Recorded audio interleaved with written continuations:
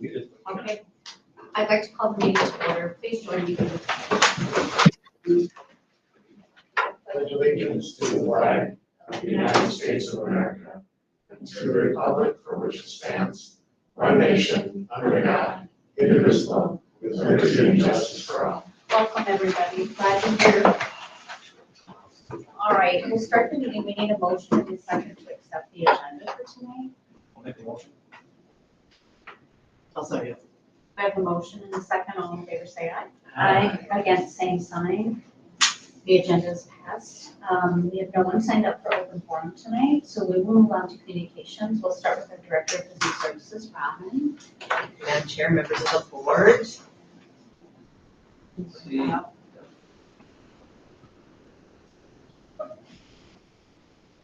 Just give my.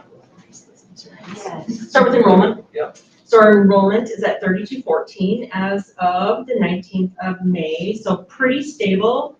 We were at 3216 last month, so it's 3214, 1614, so we're kind of just at that stable mark right now. So, can open up this one on the 9th.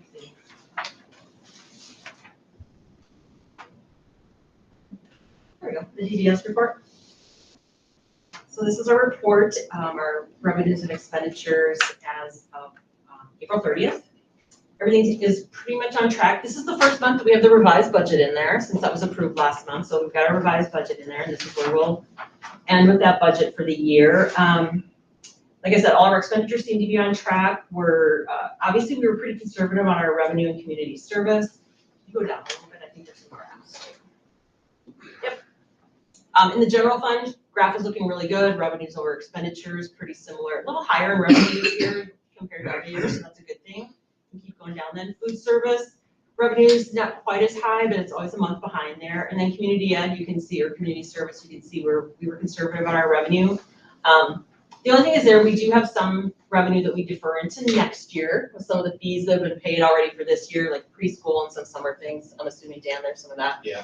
And so we'll have some of that coming in too. So that we're feeling good about everything there as well. So now we're just working on next year's budgets, and that'll be just riveting next month for all of you to listen to. It'll be a lot of Robin in June, a lot of Robin. Love the budget. I know Brenda loves that. I do. Love the budget. And the long-term, the 10-year long-term facility plan as well. The other thing I do have to share with you tonight is we have our milk quote on there. Last year, there are so few milk companies out there right now to bid. We have not had anybody but Chems the last few years. Last year, we actually signed a 4-year agreement with them, so I'm just sharing what that quote is for this current year. About a 5.5% increase on chocolate skim milk and a 7% increase on 1% milk. Those are the two bulk milks that we purchase right now. So there's no approval on that. I'm just sharing those numbers with you because we had already done that last year. So. Any questions on anything? The exciting month of April and May. Hopefully we don't lose Kemps. I know. That's our lone bidder. Yes. Okay. Thanks, Robin. Okay, you're welcome. Thank you. All right, we're gonna move on to the student representative update. And tonight is the last meeting for Gabe. And I just wanted to say a few things. First of all, I think it's special when students are willing to take the risk to apply and go for a leadership position. Your lives are so busy, you both are involved in so much, and yet you raised your hand again and said, I want to find out more about the school board. And I commend you for that step alone. But then also, you took it and you found your voice, and you brought your passion of like trying to make a difference and being in the room where the decisions are made. And you're both so bright and talented, and we've just benefited from your voice at the table. So I just want to personally say thanks, and then open it up if anyone else wants to say something to you. I agree with Lori. I think it was really brave of you guys to do this. And not only that, you have shared the insides, not always glamorous, of the schools and the joys that the school brings to us too. So thank you for that. It's always nice to hear the student's perspective. Because you do a good job of representing the whole bill, but what's going on in the whole bill, but I think that's not always easy probably, but. And then I will give you guys time to, did you want to say anything? sorry, You're oh, good. your hand is up. Okay. You've covered it. Good job. Exactly. I want to give you guys time to share your last update to the board too. Oh, I think you get to start. All right, hello. So not a ton, kind of just like recap of what has happened up to this date from last time we met. Student council has been pretty busy for over the month of April and the beginning of May. We just wrapped up a couple weeks ago our Teacher Appreciation Week. So we do it over the actual National Teacher Appreciation Week, and then through that week we had a coffee cart, or like mostly coffee. yeah. There's like some snacks on there too. But we had that for them on Friday of the week before. It was the day after conferences, so it's kind of like, you know, they were there all night, so like refreshed in the morning. And then throughout the whole week, we did like coloring sheets and stuff like that. And then on Friday, we did a big teacher appreciation ceremony where we had the students vote on little like superlatives for the teachers. So like most, or like biggest wildcat spirit, you know, stuff like that. And then the students vote, and we award them trophies with a big ceremony. And we hear very good feedback from the teachers. They thought it was probably the most involved pet fest we've had in many years. So That's fun. we'll keep that for years to come, and then we'll probably just keep adding on different superlatives, change it every each year. Katie will touch more on this, but we did last week, we finished up our mental health week. Very important week for us. We've done different things each year. This is our biggest year doing our most involvement with that, and we just plan to keep getting more involved. But she'll cover more of that. Prom we had was very successful. We had a lot of ticket sales. And then overall, I just think people had a blast this year. It's always fun, prom. We had a lot of sophomores get asked this year, so they enjoyed that too. We have our senior sunset. This is something new that we're doing this year. We were originally going to do a spring carnival, but we just, again, fell just so slightly short. So we're going to postpone that till next year. Hopefully they can get everything settled. So we're going to do all the things we're going to do there just for the seniors, because we don't have, it's not as big as we wanted it to be, but we're going to open this up for seniors. It's going to be like yard games, music, a photo op, because people like to get pictures. And then it's just kind of a bonding opportunity for us to watch the sunset. It's from 7 to 9 on May 30th. So that's our plan for that. And then I believe we are having the tackle box. Have you guys heard of that? It's like a local business. It's like dirty soda and ice cream. They've offered to bring their food truck, so they'll get business there. And so that's a little plus for us and a plus for them as well. And then last thing, student council wise, is we had our last meeting today. And this kind of ties into like part of like my thank you to the board is like, I gave them a spiel today saying like, we are the people that take what everybody else complains about and we do a little more research and we actually do something about it. So I think that's kind of what's important about us is we hear so many complaints from people outside of this board here, and we take those and we actually do something about it, because I think I personally learned so much more about the school itself and like what happens in the processes of it. Whereas a lot of people don't take the time to do that, and they just, you know, it's easier to complain than it is to do something about it. So I'm thankful to have the opportunity to do my part in that and to represent my student body. So that's it for student council wise. Choir, we set our last choir concert last Monday. It was very good concerts. Bittersweet senior year, but I think it went very well. We have our stage choir versus jazz band kickball next Tuesday. It's very competitive. Stage choir for the longest time had a streak, and then 2 years ago we lost it, but we're starting over. And then they're finishing up stage choir auditions this week for the next year's stage choir, and I can't wait to see what they do, because I've been in stage choir since sophomore year, so I'm kind of like, you know, that guy that wants everybody else to join. Track and field, I got a couple updates because it's exciting. We're at the end of the year here. Track and field, the girls portion of it, because I asked a girl. So she says the girls have a good chance to go to get conference champs today, because they're at conference today at North Branch. The 4x8 girls team just broke the school record today. Oh. 4 girls took first at True Team State Championship and last Saturday, and then sections is next Wednesday and Saturday. So that's exciting for them overall, for everybody. And then tennis-wise, I also got tennis updates. Will Walker says they play Duluth East tomorrow at 10:30 a.m. It's home, and it's a quarterfinal round, and the semifinals and finals are Tuesday the 27th at Forest Lake. They're doing pretty well, so we're excited about that. Girls lacrosse also doing very good. I talked to a couple of the members today, and they said that sections is next week sometime, and then they're number 1 in the conference and the section, I think. So past few years we've done really well as a team. And then graduation, June 4th, coming up. I'm ready, but if anybody wants to come on, it's June 4th, 6:30. We'll all be there. Yes, you will. In the blazing sun. And then Summer Enrichment Week is my next thing after school. I'm Summer Enrichment Week and Kids Club all summer long, and I'm so excited. I love working with the kids. Some days it's less fun than others, but overall it's a good chat. It's a good time.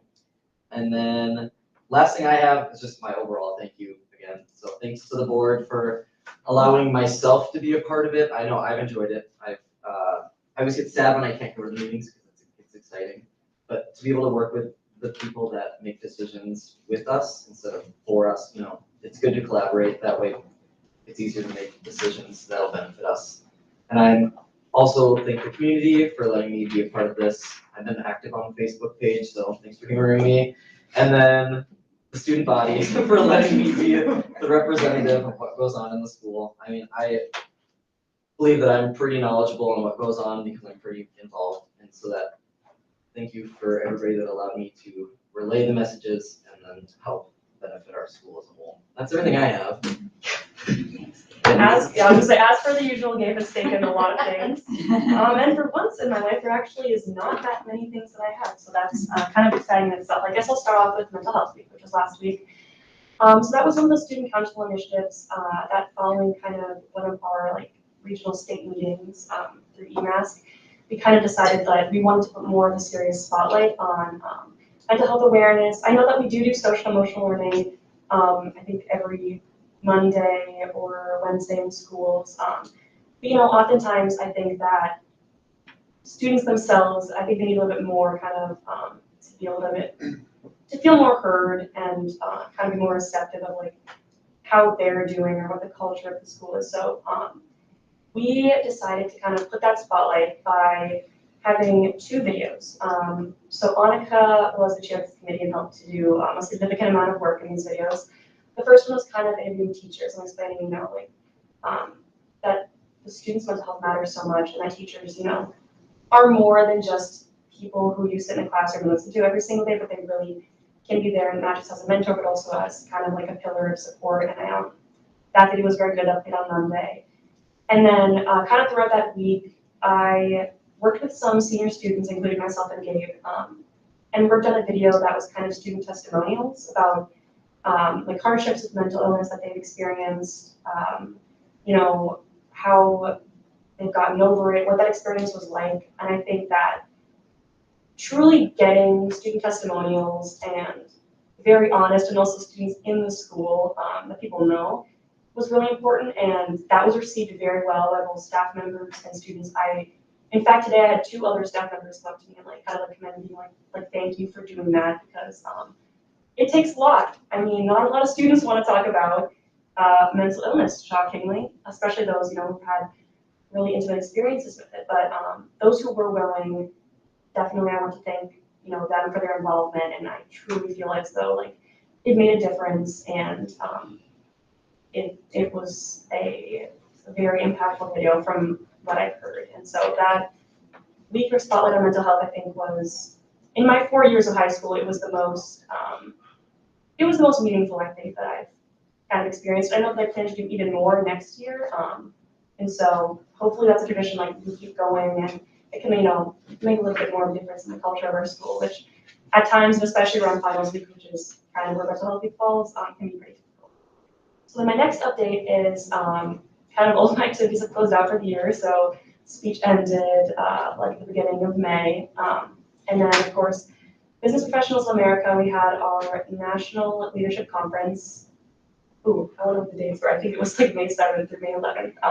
It was myself and another student going down to Florida, Orlando, to compete against everyone. Some international places like China and South Korea were there as well, and then of course the 50 states. In that, I was the national runner-up in one of my competitions and the national champion in my other, which was very exciting. And you know, I really like being able to not only get recognition for like Minnesota, but also for like Chisago Lakes, because at those award ceremonies, I will say, schools like YZ tend to eat up most of those awards. So I do like being able to give that recognition back to like our school, because our students do work very hard. And so I will just say on that note, next year, we do not know if BPA will be continuing as an activity as of now. I've reached out to school administration.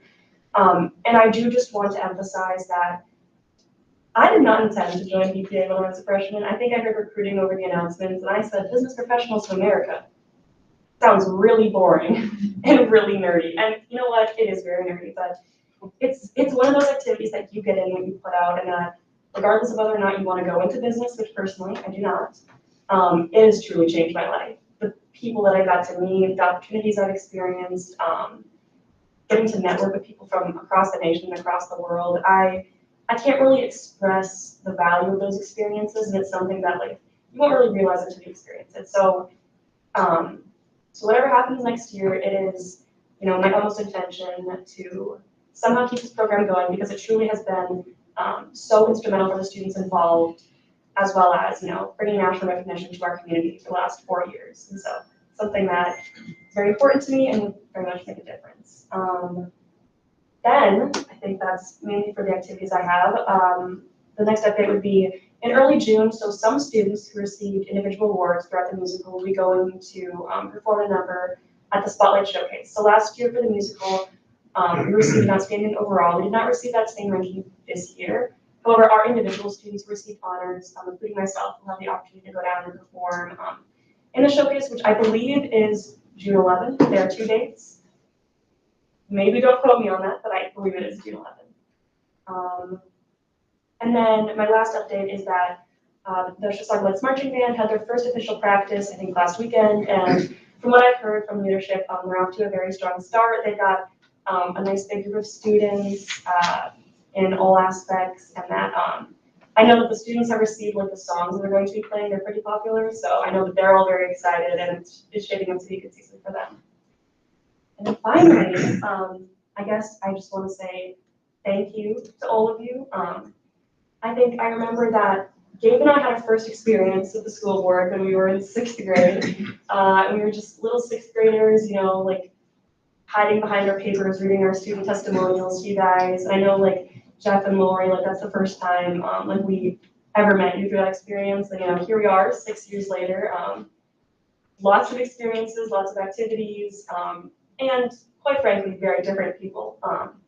But a lot of that experience, I would just like to thank you guys for letting us be a part of this program. A lot of schools do not do this. And this has been extremely instrumental, not only in allowing students to be kind of a part of the decision-making process, but also to help guide their decisions. I do want to point out that as of February 26th, the Minnesota Senate file actually passed file 197, which now requires school board student delegates across the state at every school board for each district. And so I have a friend who helped author that bill, and he was just very surprised that like our district was so ahead of the curve in that manner, and that we kind of set the bar for the rest of the state, which I think is it's been really good. And so I just want to thank you guys for being so ahead. And I know the community appreciates it, I know the students appreciate it, and so thank you for being such a big part of my life and our lives. And yeah, I look forward to the future of the community. It's in good hands. Thanks, Kate. First of all, congratulations on the national level for PPA. Like, you deserve a round of applause for that. Both of you are so accomplished. and don't be strangers. Like, we want to hear from you and hear how you're doing. And we just wish you all the best, and knowing you too, you're going to do great.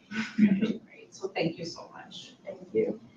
All right, let's move on to other board committee updates. Does anyone have any committee updates for us? Community Ed met, we went over their strategic plan, they have a great plan, so if you get a chance, check it out. It was pretty informative. Any Are you other? saying that because I'm here? No, no, Any other committees? I know. So StaffNet, sorry, did Go I interrupt you? ahead. StaffNet today, so I mean, and I was telling Brian, I was online, he was there in person, you can fill in gaps for me. As we know, we're in special session, and so nothing was definite. They just went over kind of where things were at. And I got 3 phone calls while I was listening to the meeting, so it's a little disjointed for me. But if I were to say that there were highlights, it sounds, I'll go with like the joint agreement amount. So basically what they said is for the 26-27 school years, they both agreed to keep the financial support for schools at 0. So does that mean everything's gonna get a 0? No, they said they can move things around, but if they give here, they're gonna take from somewhere else.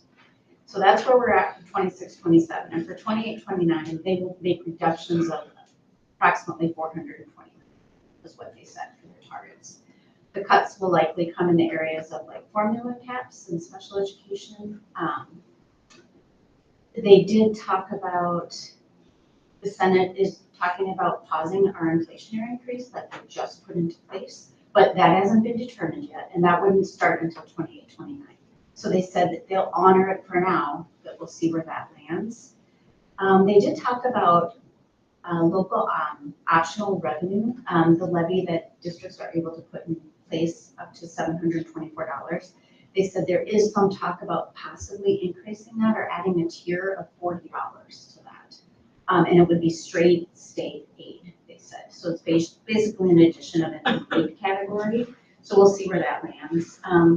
There is some talk of potentially putting a new levy in for roofs, but again, the amount of money does not even cover what Chisago would need, and it has to go across the whole state. So even if we do get some extra money for roofs, it's a very small amount. Next year, they said, you can count on next year getting your 2.74 for that inflationary increase. They talked about one of the big trouble spots right now with the legislature is the compensatory aid. Moving into direct certification, because they talked about how there's big winners and there's big losers. So there's districts like Osseo who could lose $5 million, and there's districts like Bloomington, and then a couple charters are on top where they could gain millions of dollars. And so there's problems with what they're with this new compensatory problem. So they are still discussing that as we speak. The good news for teachers and staff is they did pass the pension adjustments. So they modified it to age 60, and something about a TRA sufficiency contribution, which I didn't completely understand. All I know is they did pass the pension. Do you know more about that? Yeah, I do. Brian? So on the pension, though, I think everyone's very happy it passed. 2 things that just bring a little pause to it. One, the state's gonna fund about, some of the cost of that is about $19 to $20 million a year. The bigger than sufficiency piece was that they recognize it's still not enough. So they're gonna take some of the beliefs in what they think they're gonna earn in investments over time and leverage dollars to help pay for that additional part. There's concerns about that because apparently for the people that were in the room, they said number one, TRA was not in favor of that. They were told they had to do it. And second, if you remember back to the 2010s, we went through a process where they were deeming that TRA was in trouble and that the state needed to bail them out a little bit to get to their obligations long term. And the goal was going to be give them the money, get the solvency, meaning that they are good to go moving forward, and they were hoping to get there in the 2030s, 2040s. And they're progressing that way, but with this piece, that they're potentially take money out, there's worries that might compromise things. And obviously, it all depends on where the economy goes. So there's so many loose pieces that I think there's just people that are just like, glad we did it. Don't know if that's the way we can support it long term, so let's be careful not to take what we've already built away as well. So. Was there anything else that was key that I missed, Brian? Those are the notes I had. No, I think that's the big stuff. Okay. Yeah, absolutely. But I did send you all the video if you want to watch it, but again, so much is yet to be determined, so. Mark Cranswell, was there anything particular there that stood out about Mark's? He spoke more on defining what the new legislation came out like 2018, 2019 on building storm shelters as part of new building projects. So it was just more information on that. And gave an appraisal on the session, just said his comment was there were 17 education bills and 9 of them have not been resolved and they were nowhere near. I did sit on a YouTube session today with the Senate.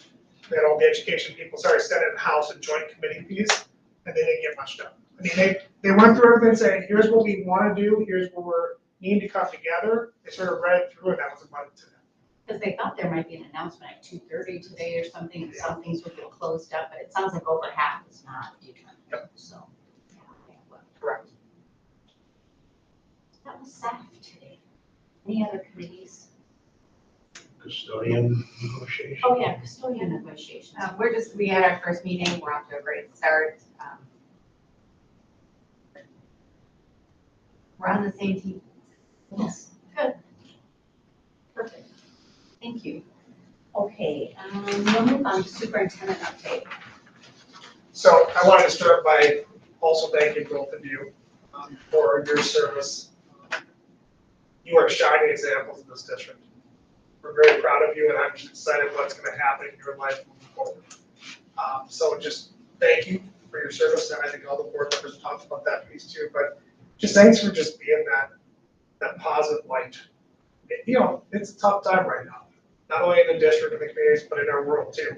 I just appreciate your energy that you bring to the table, your desire to want to make things better, and that's going to carry beyond you. And I'm proud of that piece too, because I know you've influenced people to carry the torch moving forward, and that's a huge piece for me. When you talk about legacy, you've left a legacy here, so thank you. And personally, I've had kids at EPA and DECA, and I want to thank you because that's a heck of an accomplishment.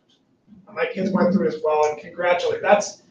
I don't want you to undersell yourself. That's phenomenal, and it's always good to be at the bigger schools. So good to Yes. happy for you, and happy for us as well. So kudos on that. I just have a few things to talk about. We sort of touched on the session already, and I think I'll just globalize by saying there's some cause for concern the next 4 years.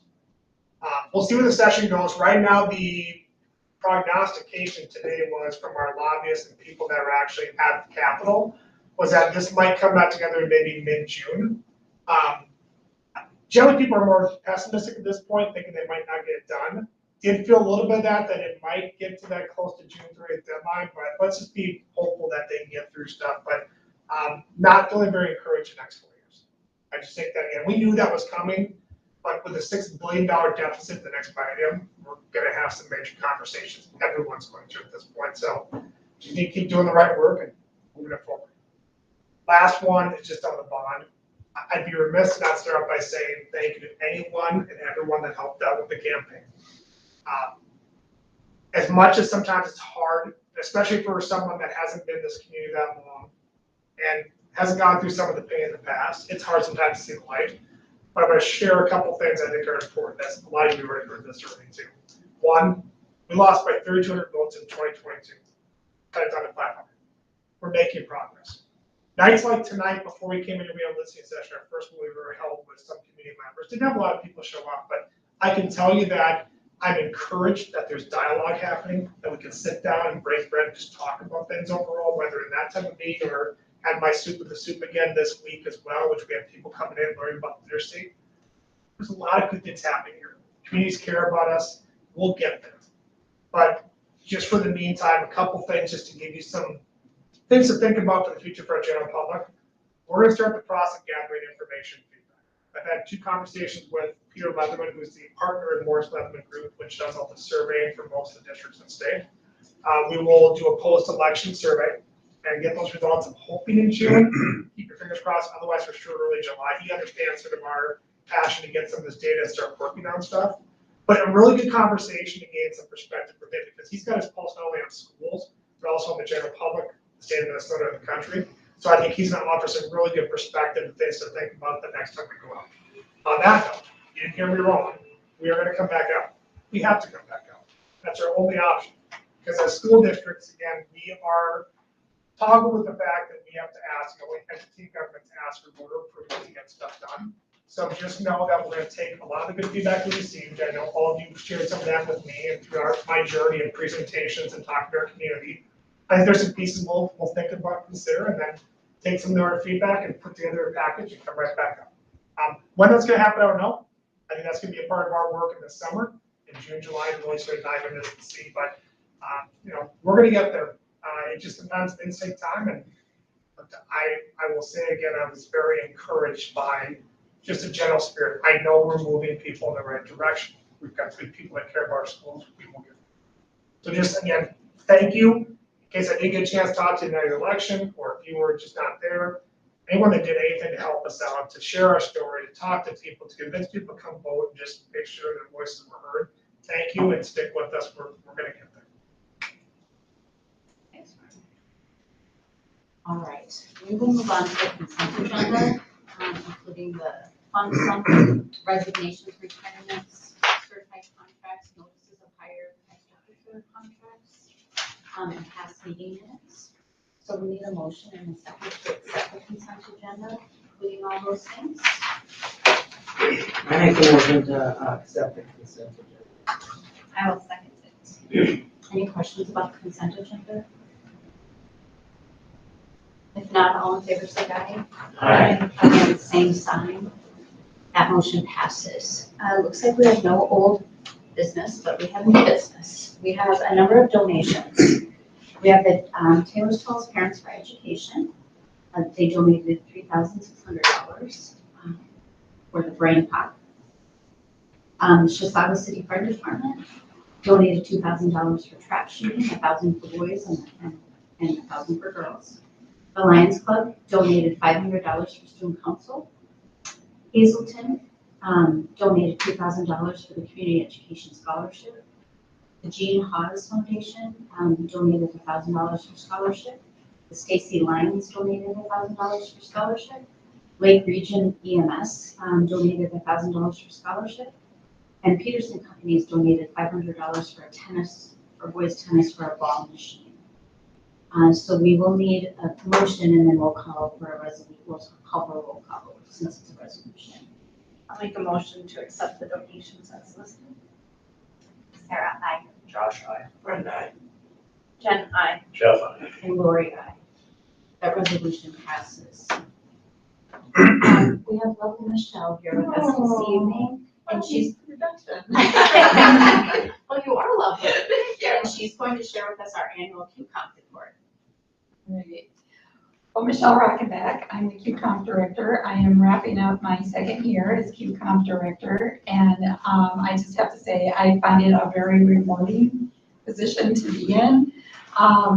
You all know this, but the staff is amazing here, and there is such good work going on that I've always been at the elementary level, but the QComp director lets me be at the secondary level too, and I've got to know them as well, and it's been a really good journey. So, do I do this? Yeah. Yes, okay. All right, so just kind of a quick overview on what QComp is. It is our quality compensation program that we get from the state.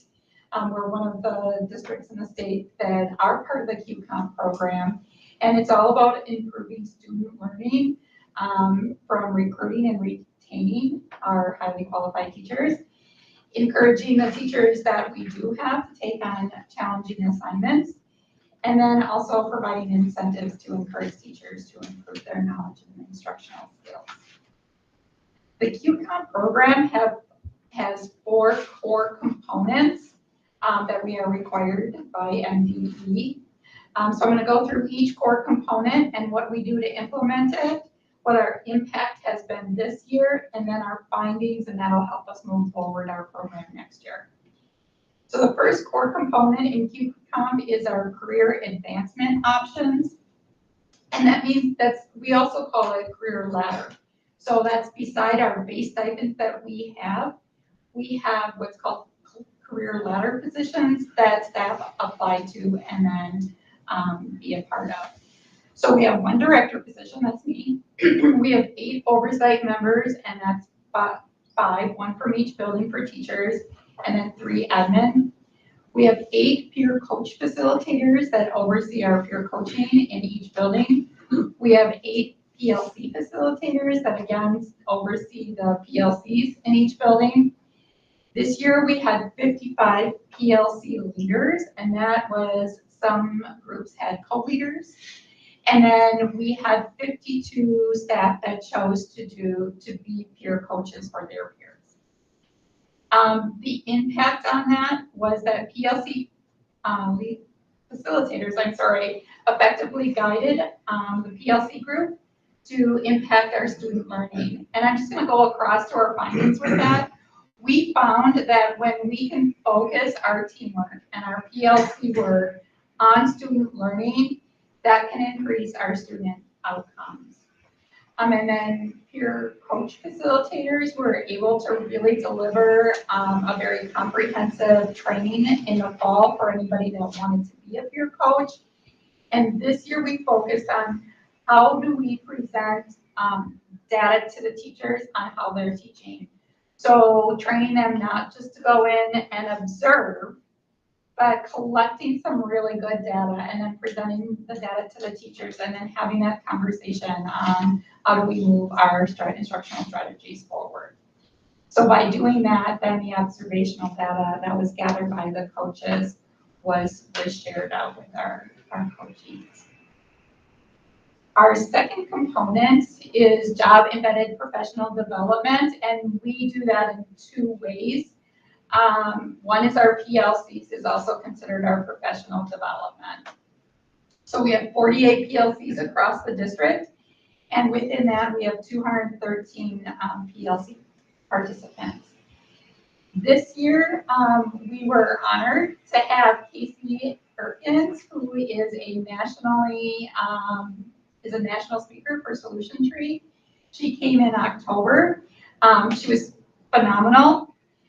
She was able to reach all of our teachers. In the past, we've sent our teachers to Solution Tree, but over the years, you know, it's dwindled. We've got new teachers with children, and we've got new teachers getting married, and they don't have a lot of time in June. And so we found that if we bring a Solution Tree speaker in, we could reach all of the staff. So she presented in the morning to elementary and in the afternoon to secondary. But she really focused on how can we look at student data in our PLCs to move our instruction forward. And to do that, we really need to have those common assessments. So what does that look like? And she was phenomenal. So based on a lot of her work, some of the PLCs were actually able to adjust what their common assessment looked like, which was really exciting. The week afterwards, I'd be in buildings and teachers would pull me into their classroom and they'd be like, this is what we're doing. And Cassie was very exciting. So everything from, we had kindergarten teachers, first grade teacher, that she took what Cassie said and she made a whole system where she pre-tests all of her kids to see what they actually need to learn. But then she shares that with the children, and then she asks the children, what do you think your goal should be? So it all puts it back on them. And then she teaches based on their data and their student goals, and then she post-tests them. She's had a lot of success with that.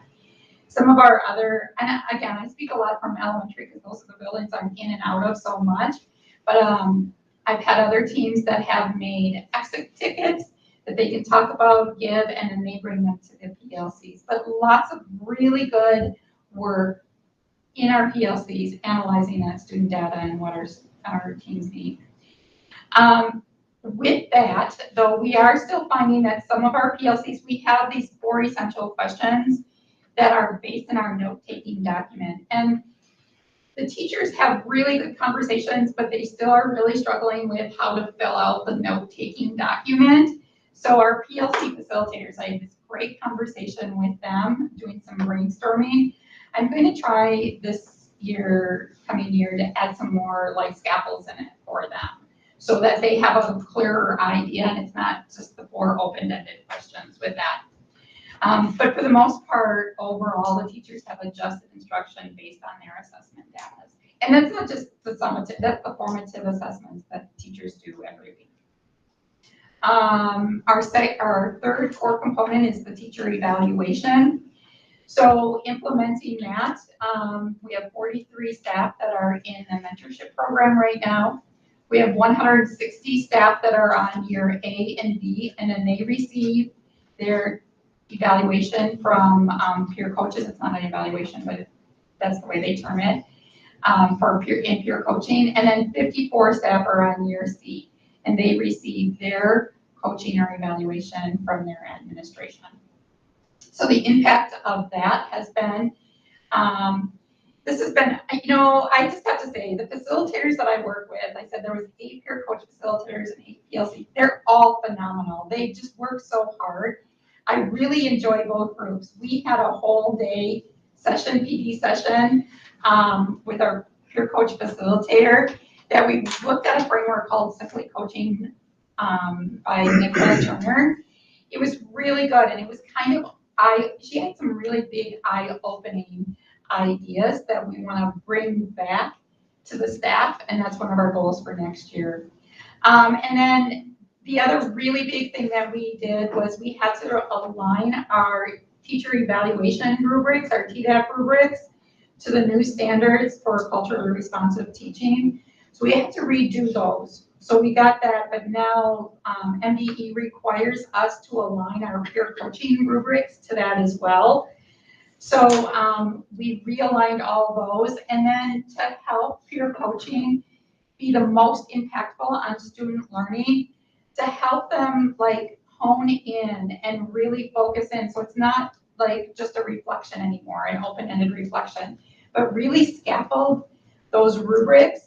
So we've taken each line in the TDAP rubric, broke it down sentence by sentence, and then showed how you can collect data. So when you go in to do an observation, so it might be, did you see these things? And it's a checkbox. Or it might be, how many times did you see a positive affirmation and tally marks and stuff like that. So they have a very good structure to give data back to the teacher with. So we'll be implementing that next year. We've got all the teacher ones done, but like the text and the nurses and the speech, those will all be summer work. What we did find, especially from the training for the Simply Coaching, that it was kind of one of those big ahas. We do a lot of training with our actual coaches every year because that's a requirement, but we don't always address how to receive that coaching, right? And, and what that feels like. And we all know as adult learners, it's really hard. It's hard to be a coach to give strategies to an adult, and it's also hard to receive. So we do need to do a little bit more training with all staff on how, and even for our brand new teachers, how to take that information and then implement it. And the whole idea is like everything that we should do, every single thing, whether it's peer coaching or PLC, it has to impact student learning, bottom line, number one. And I think sometimes when we look at things like, when we say teacher evaluation, we tend to think the word teacher is in there. We tend to put it on ourselves. And it really needs to be student focused. Everything we should do should be student focused. And so that's what we're going to talk about next year as well. And the last thing, just the performance pay is the core component. We get $260 it's approximately per student. This year, we figured our budget about being $844,900, and Robin's gonna help me if I get anything wrong.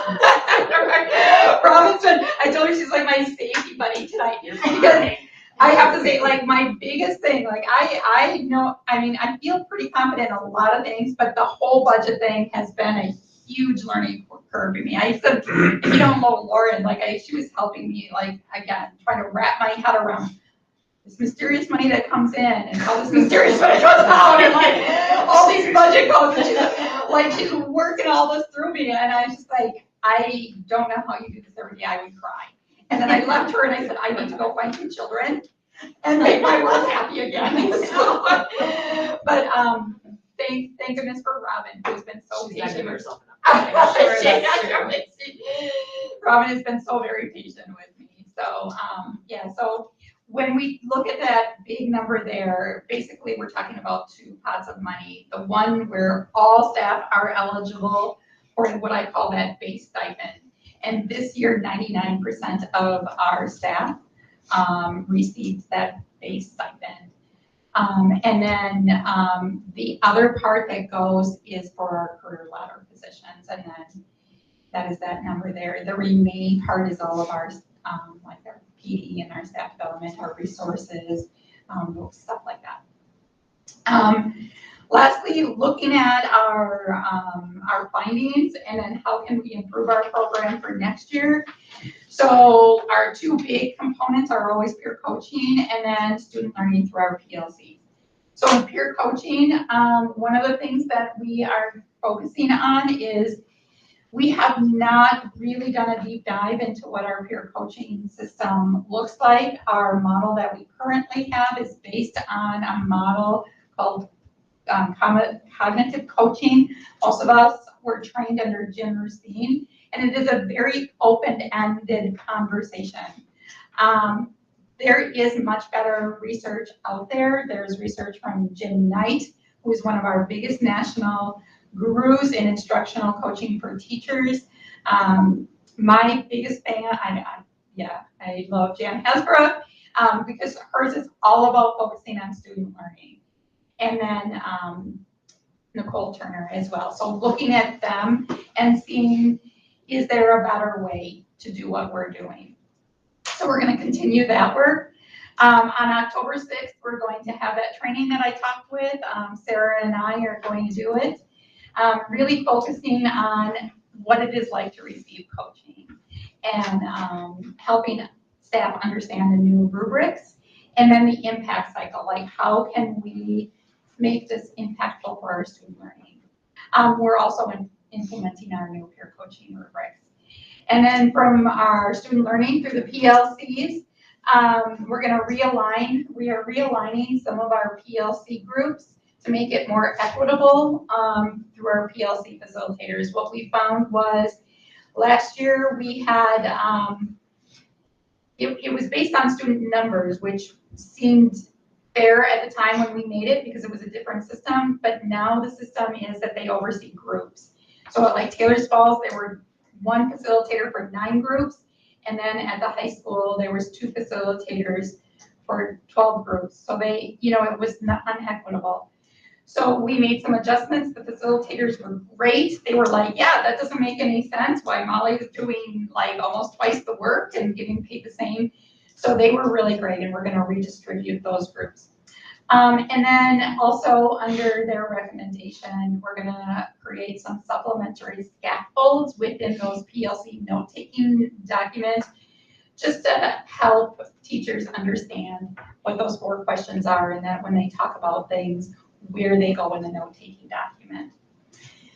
I think that's everything. And that is all of our leadership committee, and I just want to thank you all for all the hard work that you do. And I tell you, you guys work hard, and I have a lot of respect for you. And that whole bond, I mean, I know you put your heart and soul to that, and for everybody that was out there, it was tough. But anyway, thank you all.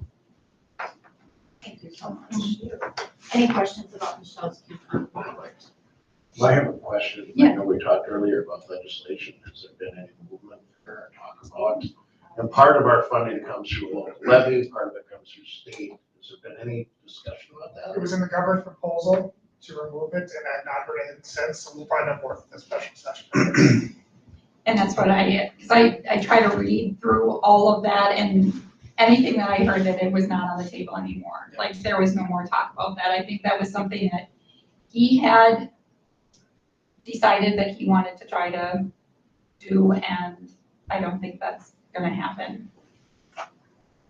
And then I'm not gonna go through the whole length of time. I'd like to say a couple of things because it was such a part of what I did as a union president on the other side of it. And I always found that what was good for staff was always usually the best thing for students.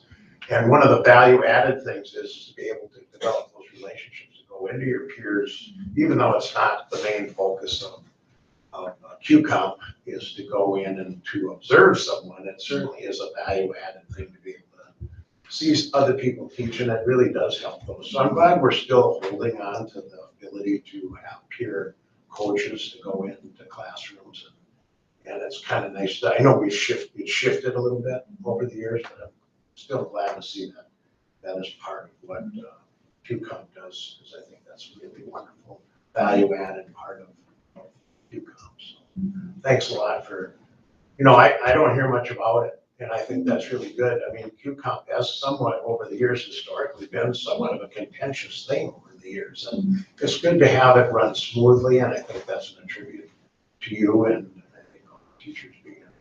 So thank you very much. Yes, thank you for all your work.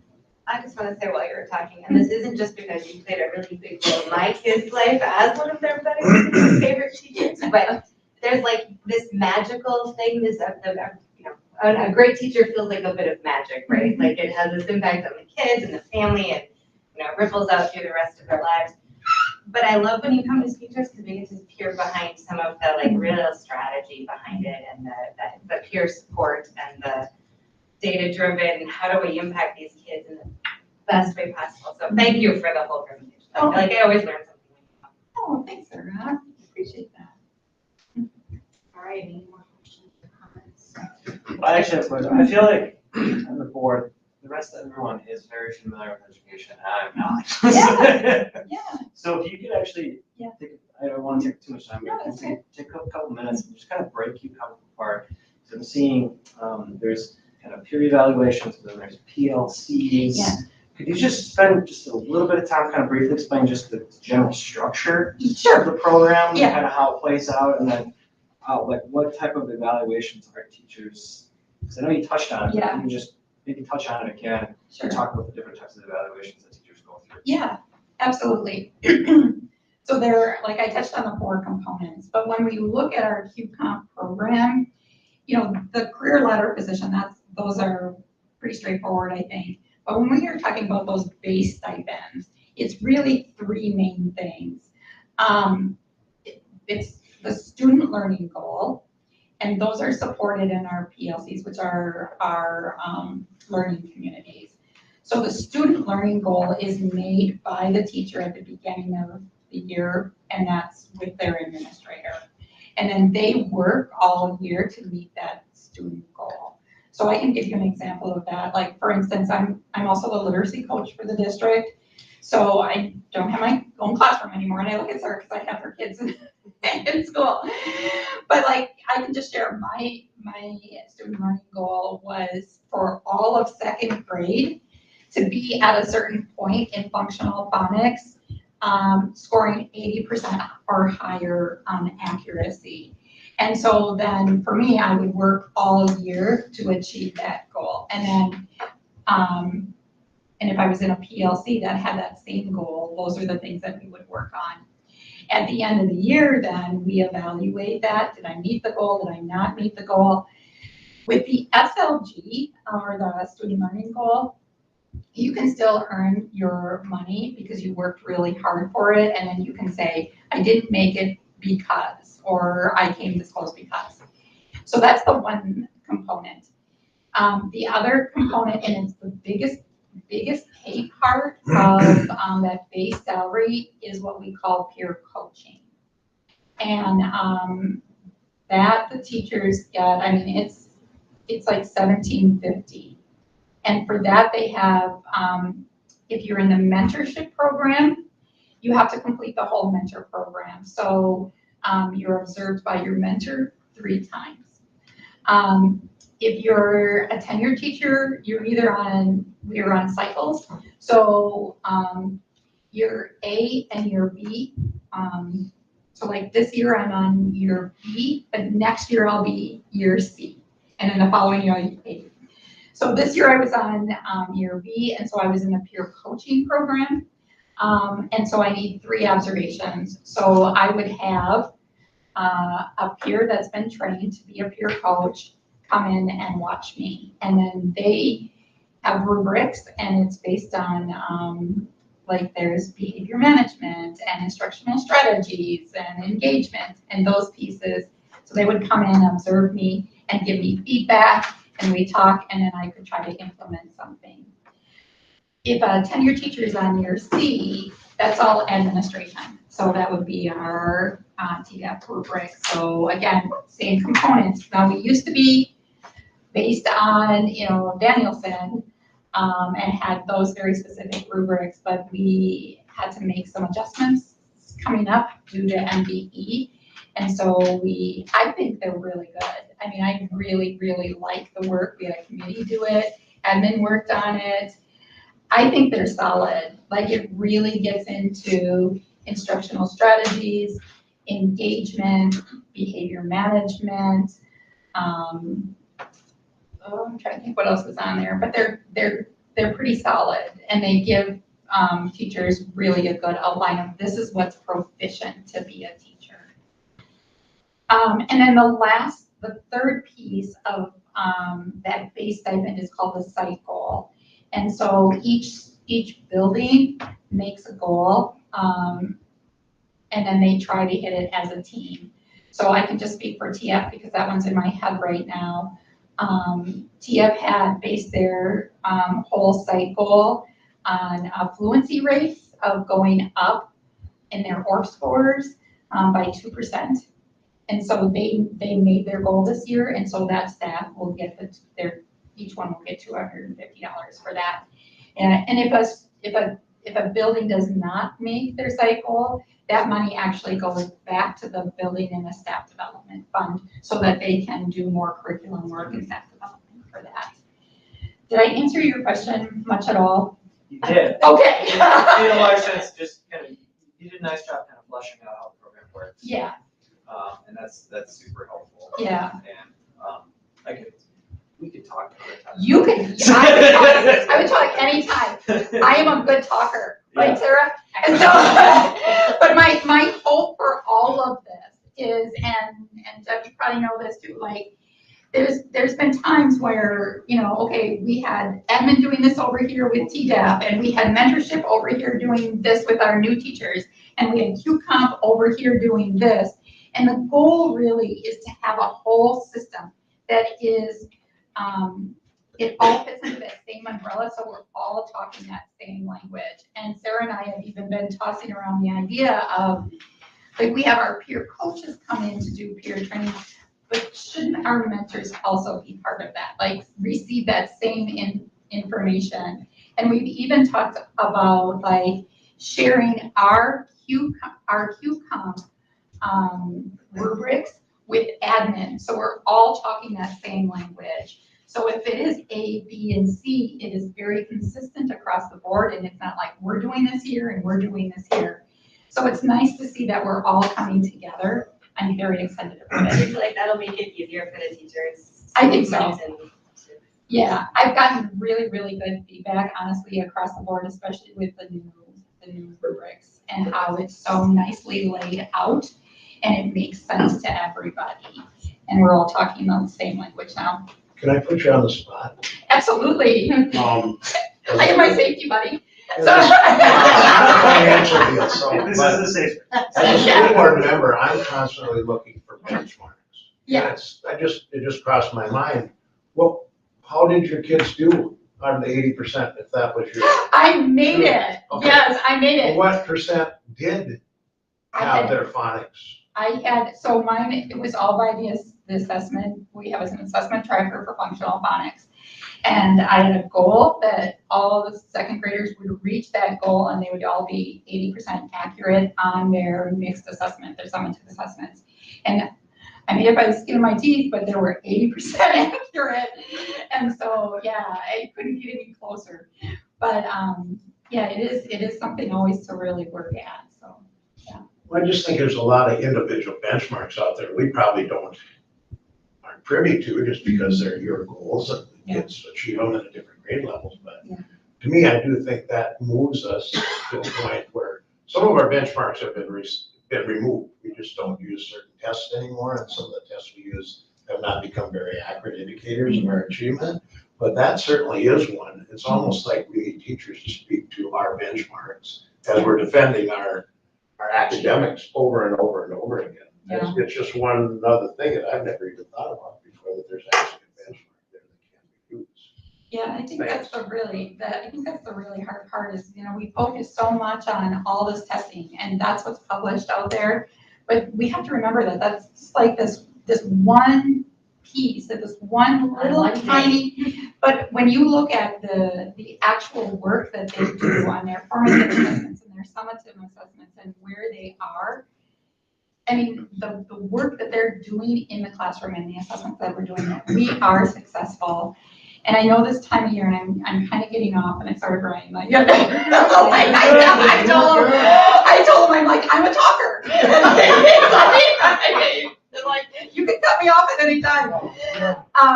But as the literacy coach I told them all, like, but I'm also the literacy coach for the district. So the literacy piece is like what I'm most passionate about over and above anything else. And this time of year is so hard because it is a balance. Like we put our kids through immense amount of testing. They're children and they do their best. And our teachers, they work hard. I tell them every day, like anytime I see them, every one of our teachers, no matter what has happened to them at home, no matter what craziness has happened to them, they walk through that building giving 100%. Like whatever it is, and whatever happens to them during the day, they are so student focused. And it is heartbreaking when you get those final state scores and they just like, what happened? And you feel like, and they are working so hard. But I want to say that I've been in a lot of data meetings this week especially, and the groundwork that we're laying in K1, 2, and 3rd grade, our very basic primary grades, is amazing. And as we watch them go up, like our 5th grade really benefited from all of the work that K1, 2 did, but they don't always get to see the benefits until they're in 5th grade. And then they get to middle school, and we've been going through like the interventions and where we're placing kids, and very few kids need those decoding skills anymore because of the work we're doing down below. So it doesn't always, those assessments don't always tell the story. That's exciting to hear it kind of the trickle up. I know. But I know Sarah has talked to us about that before, but watching it move up through the grades as this new program really gets solidified is awesome. It is. I love your message because I think too often we hear out there, that we're not measuring up somehow. And yet when you gave a testimony of the teachers that you see, and I felt the same way, I think we all do when we get a chance to actually talk to teachers. I just think it's such an encouragement. You're just few sentences there of how hard our teachers work. Yeah. And then we hear this cacophony sometimes that's really not an accurate description of how schools are achieving, especially Chisago Lakes, how we're achieving compared to other schools. It's really frustrating to me, and I gotta think it's probably good those teachers don't maybe listen to that. They just keep going, and you know how hard they work. I think we all know how hard they work, and that's why it's so discouraging sometimes to hear somebody who has no handle on anything that's going on and making comments and statements about the achievement of our students here. And I think, Gabe, you spoke to that even on social media, which I think it's just really cool to be able to stand up and give an account that you're wrong and that's not accurate what you're saying. So I know it's a little small thing here. I wish everybody in the community could see those comments, and I just think it's encouraging to hear how our teachers work hard and the things that they do that are really progressing our students' achievements. Thanks. I mean, if I had more time, I have story after story about how teachers have analyzed they've looked at their data, they've seen an issue, and Brian, how much time I have? I have to share this because I think this is amazing. This is just one example of how hard our teachers are working. I had a grade level team, and it was a big grade level team, and they identified a problem. And their problem was, our children are having a hard time spelling. Our students are having a hard time spelling. And so, you know, listening to them, and at first, at the beginning of the school year, I'm like, yeah, okay, whatever, you know. But then, you know, continuing to listen to them, and then, you know, taking one teacher and saying, you know, if you really think it's a problem, why don't I take a spelling screener, and let's just do one. And then being able to like identify that one. And then the teacher was like, oh, that's really good data. I'm gonna do that with my whole class. Let's identify where the spelling issues are. And then it kind of spread like wildfire. And then all of a sudden another teacher was like, hey, I'm gonna do that. And then pretty soon the whole grade level did a spelling screener. And what we found out is what we thought these children can't spell turned out to be, we realized that they were having problems spelling trigraphs, TCH, and they were having a hard time identifying what vowel team should be in these words. We also realized that they were struggling with adding some suffixes. So we identified the hole that they had. Now, the exciting thing is, and I'm going to relate this to QComp, because now they then, after we did this, they went on in their own PLC, identified a plan that they are going to have for next year. I helped them as the literacy coach just find some free resources to help them, give them things to work on in the classroom. And then they sent me an email telling me what their plan is, and then that's going to be their SLG for next year, is for them to improve their spelling for their grade level team. So that's just a huge success story, not only for QComp, but also for our teachers, like how hard they work at. So That's a great story, and now I've been noting here to contact you when you need good stories. yeah, I know. Every now and then we need a good example of like Yeah. what's going right. Yeah, and I've got a lot of them, so like, yeah. But anyway, that's probably my biggest exciting one. Okay. Thank you, Michelle. Yeah. We do still need a motion and a second to accept the QComp report for this year. I'll make a motion to accept the Second. We have a motion and a second. All in favor, say aye. Aye. Again, same sign. QComp report is accepted. Thank you again, Michelle. Okay, it comes to the time we have to canvass the special election results. So I'm going to skip to the part that says, so yes votes, we received 1,874. No votes, we received 2,385. So the ballot question, having not received the approval of a majority of the votes cast, is hereby declared not to have carried. And we will need a resolution vote to canvass these results. So let's just take a motion to start, and then we'll do a roll call vote. I'll make a motion to canvass. Okay. Do you mind starting again, Sarah? Aye. Josh, I. Brenda.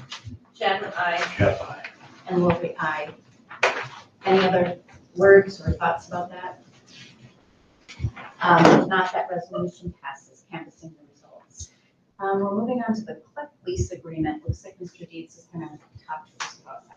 Yeah, annual item that we do, and it's just basically renewal of the space that Scred uses to run their program for the whole floor. There's no increase. No increase. No, this year. Well, that makes it easy. All right. We have a motion, a second, to accept the CLEC lease with no increase for next year. Can I ask a question, please? Yes. Okay. Just a quick question. Yeah. So it's 26,000, right? I'm always curious, how does that number get established? Probably It's the way based on there. square footage. Is it based on square footage? I don't think it's been changed since I got here, so. Is this kind of like the, kind of a, Just because most of it would come back on us anyway, because most of the kids there are ours, so I think that's, the superintendent's that decision at SOC what to do. Correct, and there's no increase in the other program areas either, so. But yeah, it's based on the square footage. it's and based on dollar square amount. footage, it's kind of been this way for. At least 5 years. 5 years. Does it get talked about, like, as far as whether or not the numbers have adequate reflection? I know that there's shared costs, or at least. Yep. I mean, it's gonna get billed back to us or whatever, but. Yeah, we talked about it both last year and this year. I think what we came to conclusion with is knowing there's some tough times coming ahead, we want to control some of the costs and keep them the same. So that's what came up in the conversation, not only with CLEC, but also the other programs that are serving our students and others around the region as well. So is it like, is it Because they rent space from other districts as well, right? Is it kind of across the board, everyone's just kind of saying like zero increases? That's kind of what everyone does. Yes, yeah, exactly. Yep, good questions, yeah, absolutely. Thanks, Josh, good questions. Now we'll take a motion to accept the club lease. I'll make a motion. Any other questions about the club lease? Okay, we need a second. I'll second it. We have a motion, second, all in favor, say aye. Aye. Again, same sign, the club lease agreement is passed. We had a change to the calendar, which was brought to us by actually our middle school principal, in collaboration with the staff, had decided that if they could move their dates from February 17th and 24th to February 26th and March 3rd, this would allow the middle school teachers to connect with families right before spring break to ensure students have time to get caught up on work.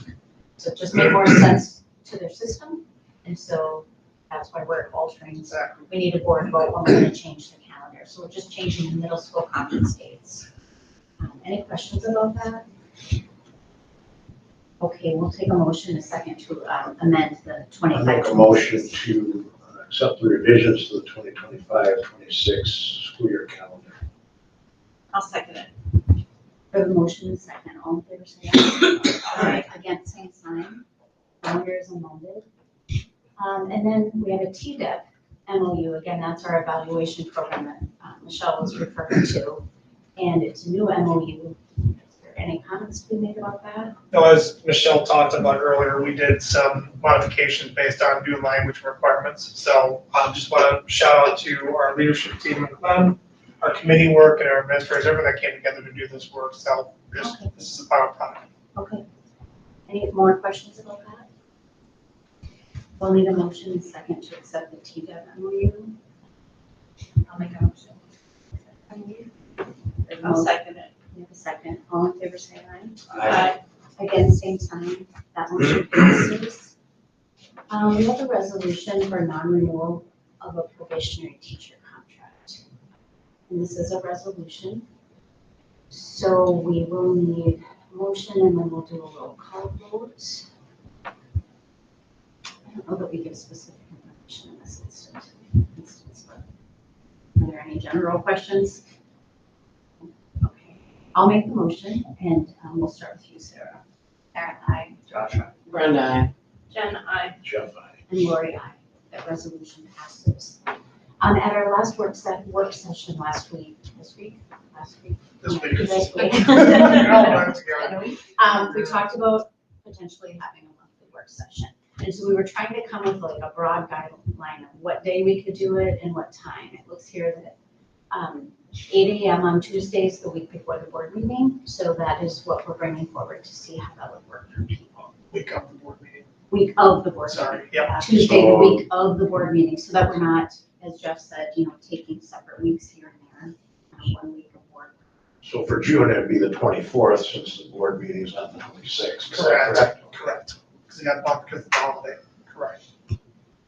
So, if we're all in favor of this, we need a motion and second to, generally speaking, have these work sessions on the 8 a.m. to Tuesday of the board meeting. I make a motion to have the work sessions on the Tuesday before the Thursday school board meeting.